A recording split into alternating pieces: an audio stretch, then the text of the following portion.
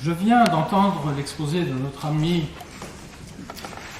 Ara, coutumier, directeur du journal Jamanak, et je sais parfaitement quelle est la difficulté d'être rédacteur en chef d'un quotidien arménien à Constantinople, Istanbul, aujourd'hui. Je salue donc le courage avec lequel il s'est exprimé au sujet de ce qu'il a bien qualifié de question arménienne et également du génocide des Arméniens. La conclusion de ce propos était qu'une amélioration nécessaire des rapports entre les deux républiques de Turquie et d'Arménie était la condition d'un progrès dans le sens où nous voulons aller. Je suis d'accord avec ce point de vue, mais je trouve que ce n'est pas là un point de vue qui doit être exclusif, et comme il le sait parce que nous en avons parlé avant, je suis de ceux qui pensent avec le collectif 2015 Réparation que la clé se trouve probablement non pas dans une solution qui serait bilatérale, mais trilatérale, parce que les continuateurs de la nation arménienne de Turquie, c'est nous, la diaspora.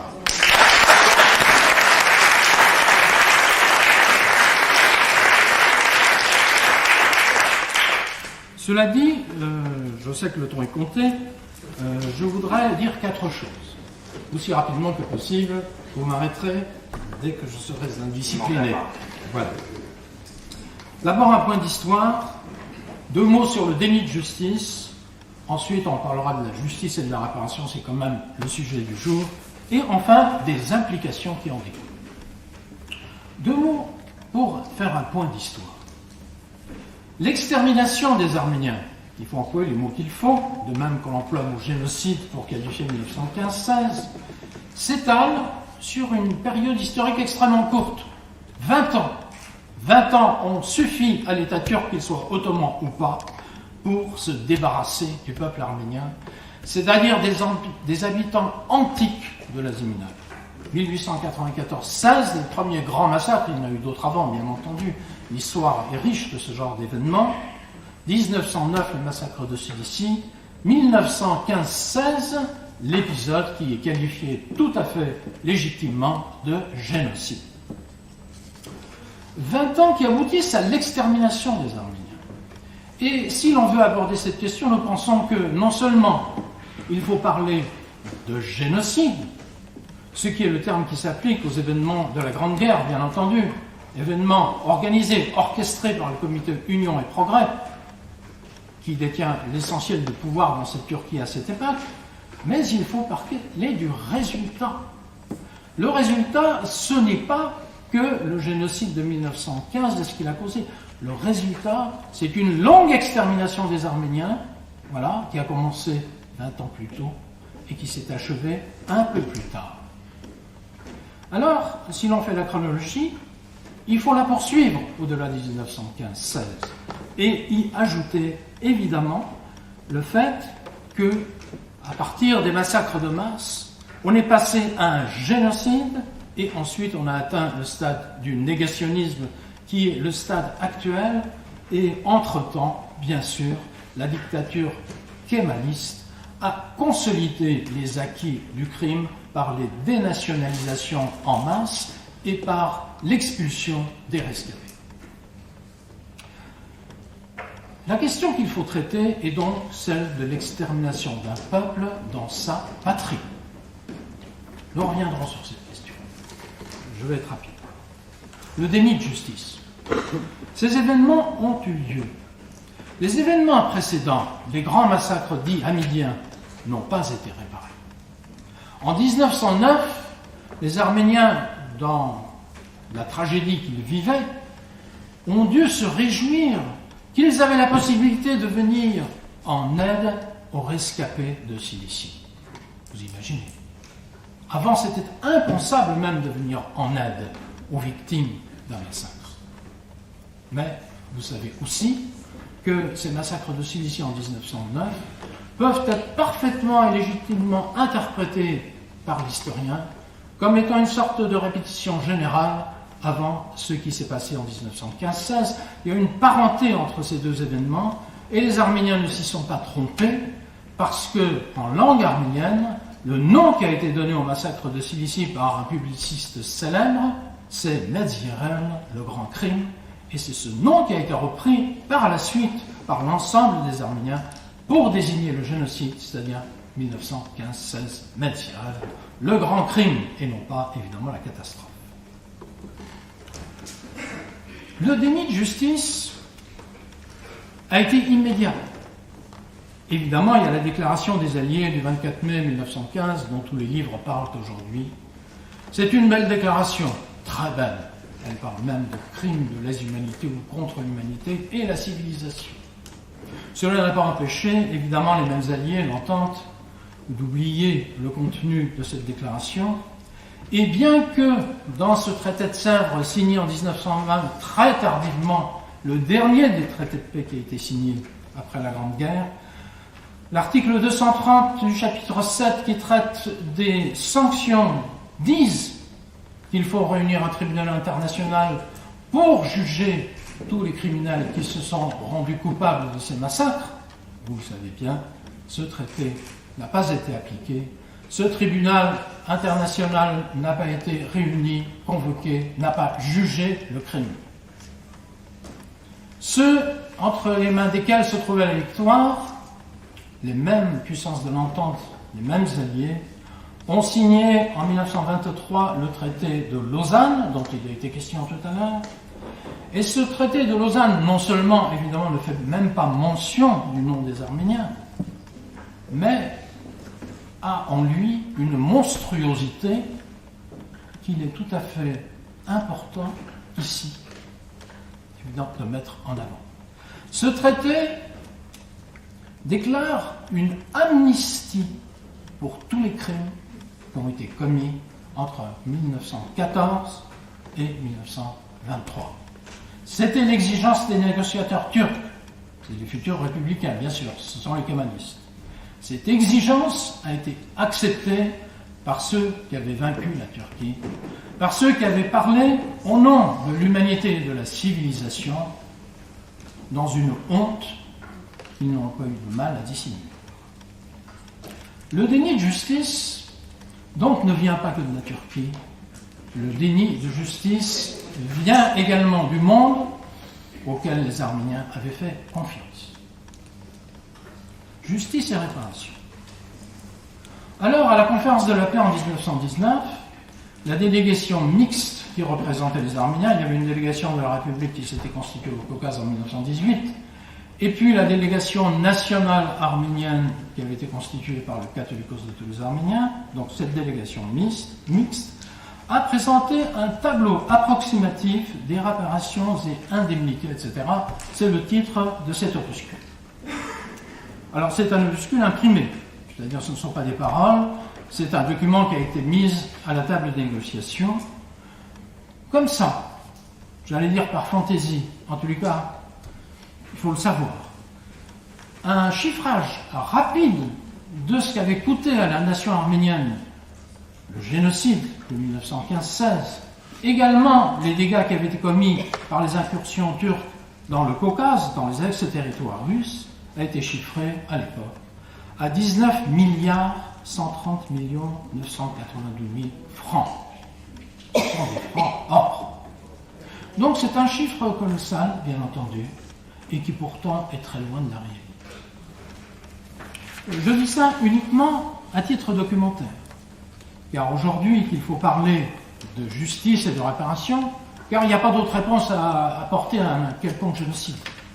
Un génocide, nous l'avons écrit, ne suscite que la réprobation et le dégoût, et au-delà de ça, nécessite seulement la justice et la réparation. Il n'y a pas d'autre issue.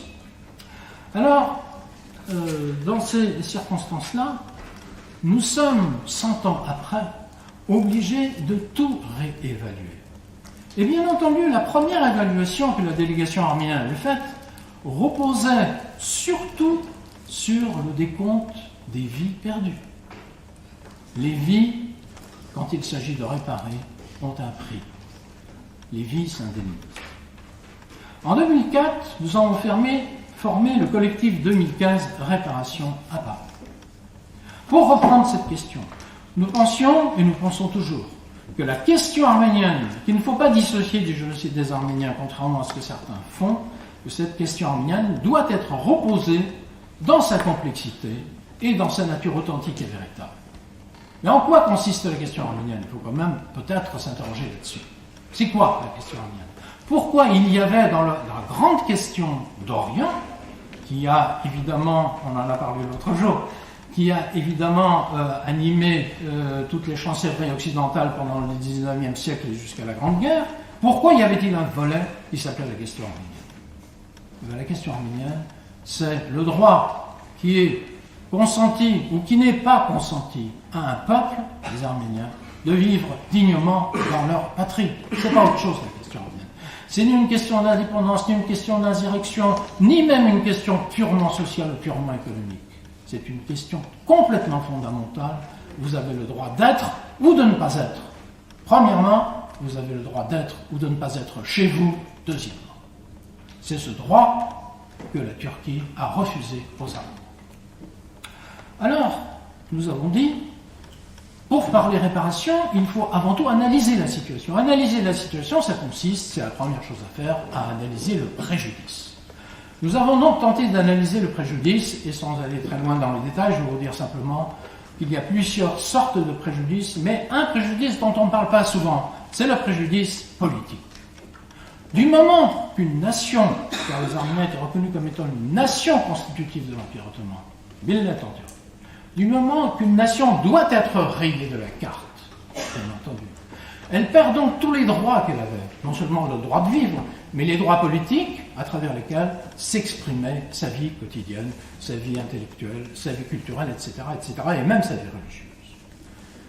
Ces droits étaient réunis depuis 1863 dans une constitution interne qu'on appelait le règlement organique de la nation arménienne. Les Arméniens l'appellent Constitution nationale arménienne de 1863. L'abrogation de la Constitution nationale arménienne en 1915 prive les Arméniens du droit d'être eux-mêmes et de vivre selon les règles qui avaient été consenties mutuellement dans le pays qui était le leur. Il n'existe donc plus, non seulement en tant que sujet, mais en tant que sujet arménien. Le préjudice, bien sûr, comporte aussi d'autres lignes, les vies humaines perdues, et évidemment les biens nationaux, les biens privés et d'autres. Dans ces conditions, la réparation doit se distribuer en face de ces lignes de préjudice. Et là, nous nous trouvons devant une sorte de choix. Faut-il aujourd'hui, en parlant de réparation, mettre quelque chose, c'est-à-dire une revendication devant chacune de ces lignes? Ou faut-il faire un choix? Ou faut-il traiter la chose dans le temps? C'est-à-dire qu'il est prioritaire aujourd'hui d'axer le travail sur telle ligne de la réparation, les autres viendront après. Nous pensons que c'est ainsi qu'il faut faire. Mais il y a quelque chose qui va être déterminant là-dedans. Et c'est là-dessus que nous nous sommes déterminés. Quel était le but du crime? C'est peut-être en fonction de ça qu'il faut voir. Le but du crime était certes, évidemment, d'exterminer les Arméniens, de se débarrasser de leur présence en Asie mineure, mais le but du crime, qui est un crime d'un côté raciste et de l'autre côté crapuleux, le but du crime est aussi politique. Il s'agit de s'emparer d'une patrie. Et puisque le but du crime est territorial, c'est de s'emparer de la patrie des autres et de construire là-dessus une nouvelle nation turque mythique qui a été toute l'œuvre du kémalisme et qui continue jusqu'aujourd'hui, eh bien toute réparation doit viser à, à se placer, à contrecarrer le but du crime. Il faut contrecarrer à la fois le but. Si le but c'était de prendre une patrie, la réparation consiste à retrouver la patrie. Et si les acquis du crime, ça veut dire, d'accord. Bon. Et si les acquis du crime consistent en ceci ou cela, le processus de réparation ne peut consister qu'à contrecarrer ces acquis-là. Donc c'est en fonction de ça. Car le génocide des Arméniens, c'est une grande entreprise de vol également. Et dans les acquis du crime, il y a cet immense vol. C'est une nation entière qui a été volée de tous ses biens. On ne lui a pas volé que ses biens matériels, on lui a volé chaque parcelle de la géographie qui font l'Arménie et chaque moment de son histoire. Donc réparer le crime de 1915, ça consiste à réparer chaque parcelle de géographie, vous m'entendez, et chaque parcelle d'histoire.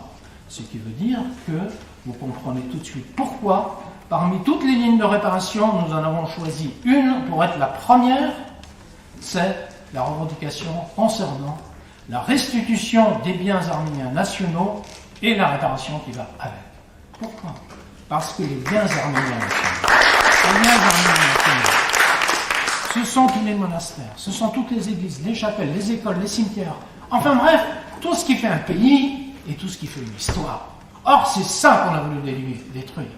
Par conséquent, réclamer le retour des biens sans condition de tous les biens arméniens nationaux, ce n'est pas une posture, c'est une prise de position inévitable. Nous la prenons. Voilà.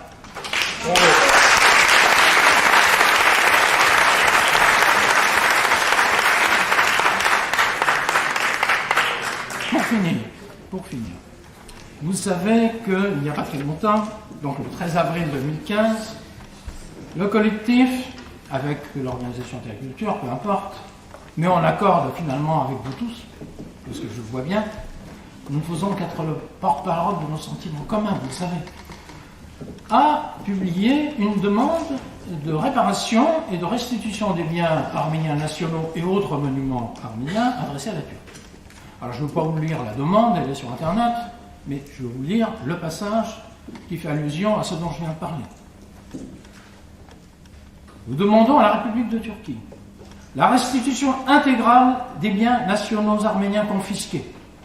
Ces biens consistent en monastères, églises, chapelles, cimetières, hôpitaux, écoles et autres bâtiments communautaires pris avec leurs dépendances, dont les inventaires établis ou à compléter sont disponibles dans la documentation publiée ou présente dans les archives, principalement celles de l'État turc, qui demeurent à ce jour en grande partie fermées.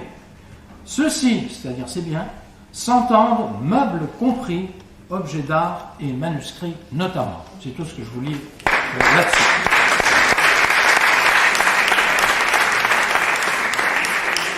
Les implications, et j'en finis avec ça. Je peux? D'accord. Alors, qu'est-ce que tout cela implique? Les implications sont, premièrement, si on demande la restitution des biens, premièrement, le raffermissement des prérogatives et du statut des institutions habilitées à les recevoir. Alors, qui sont ces institutions habilitées demain à recevoir ces biens?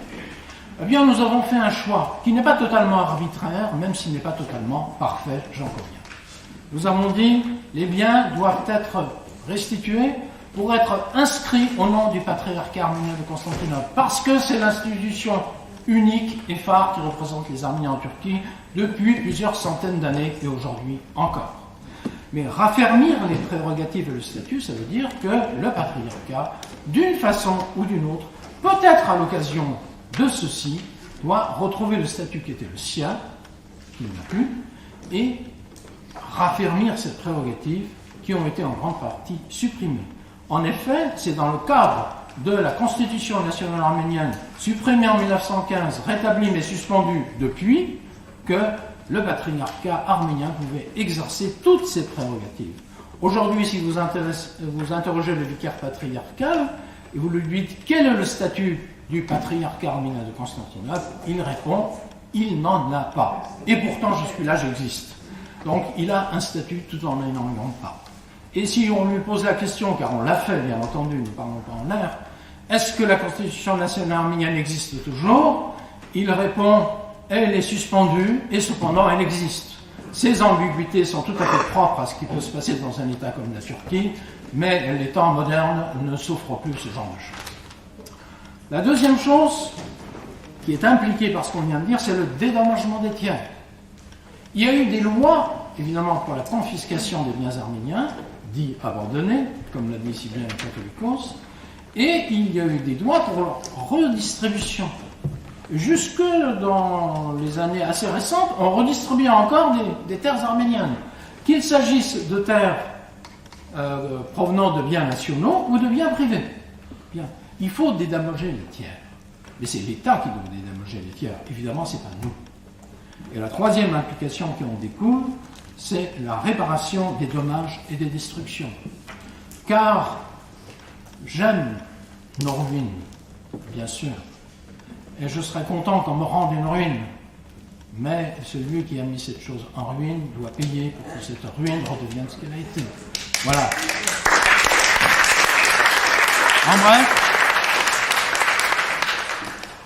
En bref, ce qui est volé doit être rendu, ce qui est détruit doit être réparé.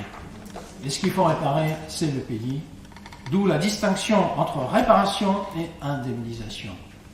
Faites attention, la Turquie, si elle décide de faire quelque chose, va vouloir indemniser. Elle dira un peu d'argent pour Yerevan, ça leur suffit. C'est pas ça qu'on veut. Voilà, c'est pas ça qu'on veut.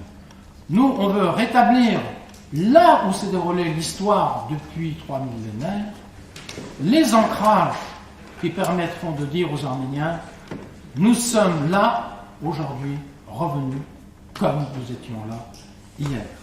Ça me paraît absolument important. Et tant que la Turquie n'aura pas réglé ce problème, eh bien je pense, avec d'autres problèmes que la Turquie a, que vous connaissez, que je n'ignore pas, les conditions ne seront pas réunies dans ce pays pour l'avènement de la liberté et de la démocratie. Merci.